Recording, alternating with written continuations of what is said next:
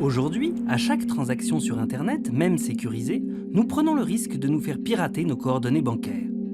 En France, 500 000 personnes sont chaque année victimes de fraude à la carte bancaire. Et au niveau mondial, ce type de piratage coûte plus de 100 milliards d'euros par an. Aujourd'hui, pourtant, il existe une solution qui pourrait permettre de payer sur Internet en toute confiance. Un nouveau moyen de paiement ultra sécurisé et anonyme, en marge du système bancaire classique, son nom, le Bitcoin. Le Bitcoin est apparu en 2009 et une dizaine de millions de personnes l'utilisent déjà comme moyen de paiement pour échanger des biens et des services. Contrairement aux monnaies comme l'euro ou le dollar, il n'existe ni de pièces ni de billets. Cette monnaie est totalement électronique. Elle n'appartient à aucun État, elle n'est pas matérialisée et elle n'est régulée par aucune banque centrale. C'est une monnaie sans banque, gérée par ses propres utilisateurs en réseau et beaucoup moins vulnérable face aux attaques informatiques. D'où son nom, bit comme l'unité informatique et coin comme pièce de monnaie en anglais. À Paris, Philippe Rodriguez croit fermement à ce qu'il appelle la révolution Bitcoin. C'est même le président de l'association Bitcoin France, lobby des partisans de la monnaie digitale en France. Il nous emmène aujourd'hui dans un endroit unique en Europe, la Maison du Bitcoin, un espace de travail accueillant ceux qui utilisent et veulent découvrir le Bitcoin. On y trouve une curieuse machine qui permet d'échanger des euros contre des bitcoins en avalant des billets. Donc ici, on va pouvoir effectivement échanger des euros contre des bitcoins et donc recharger son compte bitcoin, son compte en banque bitcoin en quelque sorte, son adresse bitcoin. Et on va pouvoir le faire ici directement avec cette machine qui échange des euros contre des bitcoins. Aujourd'hui, le Bitcoin s'échange principalement sur Internet et n'a pas de cours légal comme les autres monnaies. Son prix dépend simplement de l'offre et de la demande. Mais pour pouvoir s'en procurer, il faut d'abord se créer un compte virtuel, un wallet dans le jargon, ce qui signifie portefeuille en anglais. C'est possible en quelques secondes sur des sites et des applications spécialisées, voire en utilisant un boîtier high-tech comme celui-ci. Sur ce papier, il y a 2 QR codes, ces nouveaux codes barres numériques que l'on peut scanner avec son téléphone pour accéder à des sites internet. Ce compte Bitcoin va me permettre effectivement, grâce à sa clé publique, de recevoir des bitcoins sur ce compte. La clé privée me permet de signer lorsque je veux moi-même envoyer des bitcoins. En quelque sorte, j'utilise la clé publique pour pouvoir recevoir et j'utilise la clé privée pour prouver que c'est bien moi qui envoie et qui dispose en fait des fonds pour pouvoir le faire. Il l'a reconnu, ça y est. Donc il a reconnu en fait que mon adresse est bien celle-là, il me l'affiche. Et l'argent que je vais pouvoir rentrer ici en euros va être envoyé sur mon compte Bitcoin en Bitcoin. Pour 20 € au moment de cette transaction, 39 millièmes de Bitcoin sont crédités. Ils pourront ensuite être dépensés par virement sur le compte d'un commerçant s'il a lui-même un compte Bitcoin. Pour transférer des bitcoins d'un compte à un autre, il faut connaître la clé publique du destinataire, son numéro de compte en quelque sorte. Mais pour autoriser et envoyer la transaction dans le réseau, il faut s'authentifier à l'aide de sa clé privée. C'est l'équivalent du mot de passe. Mais comme toutes les clés sont cryptées et choisies parmi des milliards de combinaisons possibles, la sécurité et l'anonymat des utilisateurs sont garantis. Tous ces échanges sont sécurisés par des principes cryptographiques. Et c'est pour ça qu'on appelle ces monnaies des crypto-monnaies, puisque l'utiliser la confiance dans un tiers de confiance, dans un organisme central, dans une banque centrale, dans un émetteur central, on va faire confiance en fait dans un système cryptographique qui va s'assurer que l'ensemble des transactions sont valides et sécurisées. Le Bitcoin permet donc de ne plus laisser en ligne nos coordonnées bancaires ou de traces de notre identité. Mais à quoi peut servir aujourd'hui une telle crypto-monnaie ? Que peut-on s'acheter avec ? Grâce à son anonymat, le Bitcoin est resté pendant longtemps un moyen de paiement utilisé par des technophiles pour acheter des produits illicites sur le Darknet, l'Internet caché. Mais, depuis quelques mois, il se rachète une conduite. Un écosystème légal se met en place et des dizaines de milliers de sites Internet commencent à l'accepter. C'est notamment le cas de géants de l'e-commerce comme Overstock et Expedia aux États-Unis ou du groupe japonais Rakuten.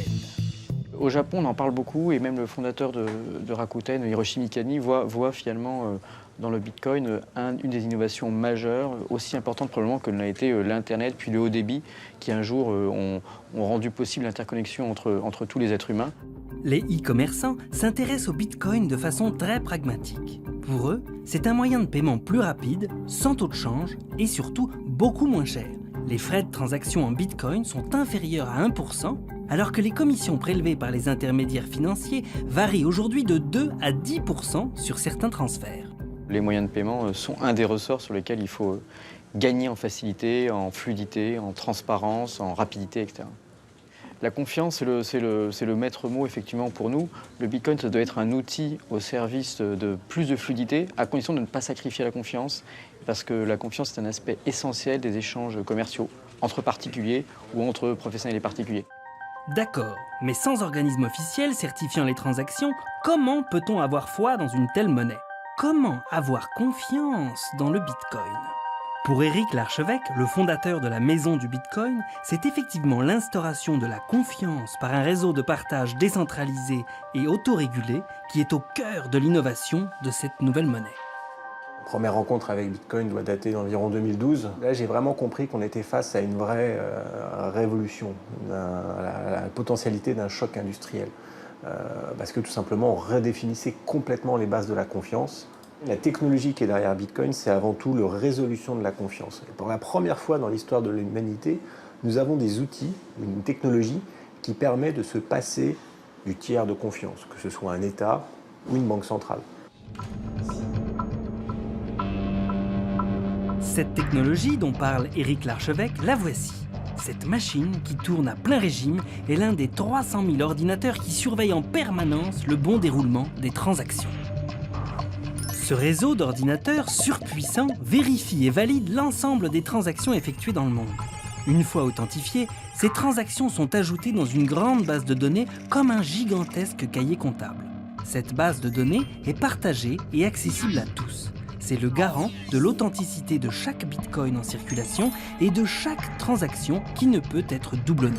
On ne peut pas fabriquer de la fausse monnaie, c'est mathématiquement impossible. Modifier les positions à l'intérieur pour faire disparaître des sommes, c'est mathématiquement impossible. Ça ne peut pas être manipulé. Pourquoi est-ce qu'on le fait? Pourquoi est-ce qu'on achète ces machines et on fournit l'électricité? C'est tout simplement parce qu'en récompense de ce travail de sécurisation, le protocole autorise la création de monnaie ex nihilo. Surveiller les transactions est l'unique façon de créer de nouveaux bitcoins. Le système est donc décentralisé, autorégulé et totalement automatique. La confiance n'est plus garantie par une seule entité, mais assurée par des milliers de personnes qui sont rémunérées en échange du travail de leur machine. Bitcoin n'appartient à personne, il appartient à tout le monde. Personne ne peut en prendre le contrôle, que ce soit son créateur, un État, un groupe de développeurs, absolument personne. C'est exactement comme Internet. Aujourd'hui, personne ne contrôle véritablement Internet. Et le seul moyen d'arrêter Bitcoin, c'est de débrancher Internet. Autant dire que c'est impossible. Le Bitcoin semble totalement autonome et indépendant. Cette situation ne plaît pas aux États ni aux banques centrales, qui veulent aujourd'hui réguler cette monnaie virtuelle qui leur échappe. Certains pays, comme le Japon ou la France, veulent même taxer les échanges en Bitcoin. D'autres, carrément les interdire, comme la Chine ou la Bolivie. Leurs inquiétudes proviennent aussi du caractère nébuleux de cette crypto-monnaie. À part son pseudonyme, Satoshi Nakamoto, on ne sait absolument rien du créateur du Bitcoin, ni de ses motivations. Mais les États ont peur de perdre le contrôle de leur monnaie.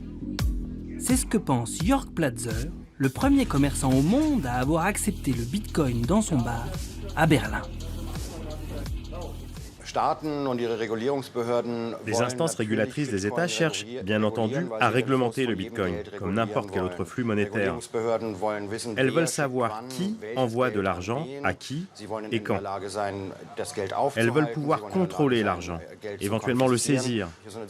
Et évidemment, avec le Bitcoin, tout cela n'est plus possible. Issu de la mouvance cyberanarchiste, Jörg ne s'en cache pas. Sa démarche est avant tout militante. Pour lui, le Bitcoin n'a pas besoin d'autorisation légale pour continuer à se développer et pour que tout le monde puisse l'utiliser quotidiennement. C'est une technologie novatrice qui nécessite qu'on pense de manière différente, c'est-à-dire de manière décentralisée. La plupart des gens ont d'abord peur face à quelque chose de nouveau. La plupart des gens ont peur de ce qu'ils ne comprennent pas. Mais plus les gens comprendront comment fonctionne le système Bitcoin et ce qui se cache derrière, plus ils se rendront compte que c'est une monnaie ordinaire, que c'est une meilleure monnaie que les autres, qu'elle n'est pas mauvaise en soi et qu'il n'y a absolument rien à craindre.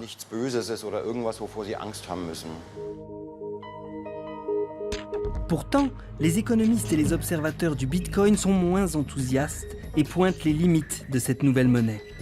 Comme Nessim Haït Kassimi, journaliste spécialiste des marchés monétaires au quotidien économique français Les Échos.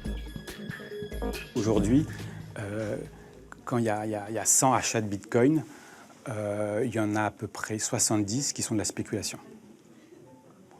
Au début, c'était 90, donc cette part diminue un peu, mais grosso modo, il y a seulement 30 Bitcoins sur 100 qui servent à acheter des biens, à les revendre, etc.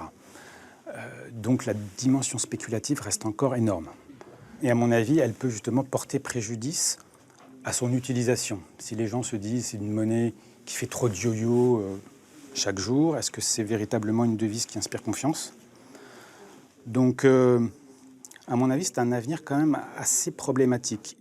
Une problématique qui se voit clairement sur la courbe de la valeur d'un Bitcoin, qui a dépassé les 1 000 $ il y a un an pour stagner depuis aux alentours de 500 $ pour un Bitcoin, sans compter les très fortes variations d'un jour à l'autre.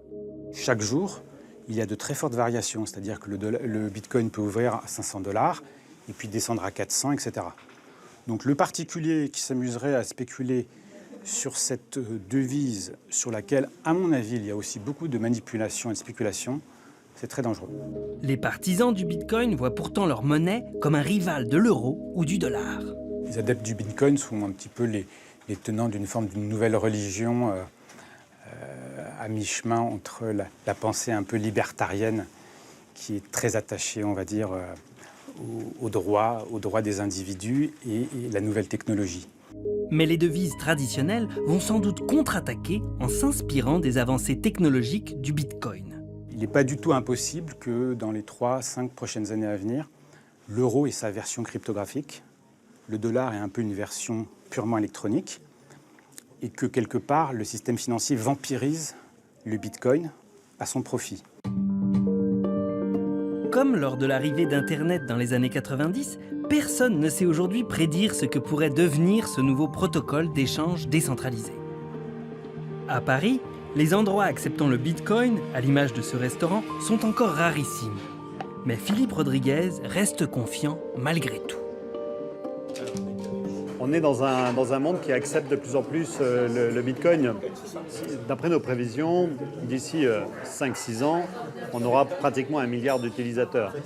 Il faut bien que ce milliard d'utilisateurs puisse dépenser ces Bitcoins quelque part, mais parmi ces utilisateurs, on trouvera également des commerçants qui vendent des biens ou des services et qui seront amenés, comme ce restaurant-là, à accepter les Bitcoins. Avec le Bitcoin, Internet vient d'enfanter une nouvelle innovation dont il a le secret. Une technologie adoubée à la fois par des businessmen libéraux et par des partisans d'un autre système financier. Une monnaie virtuelle, sans frontières, nouvelle preuve de la numérisation croissante de notre quotidien. Et sur notre site internet arte.tv/futurmag, nous vous invitons à la grand-messe du Bitcoin qui se tiendra le 8 octobre prochain à Paris. Retrouvez-nous sur Twitter et suivez en live les interventions de Jacques Attali et des spécialistes de cette monnaie électronique.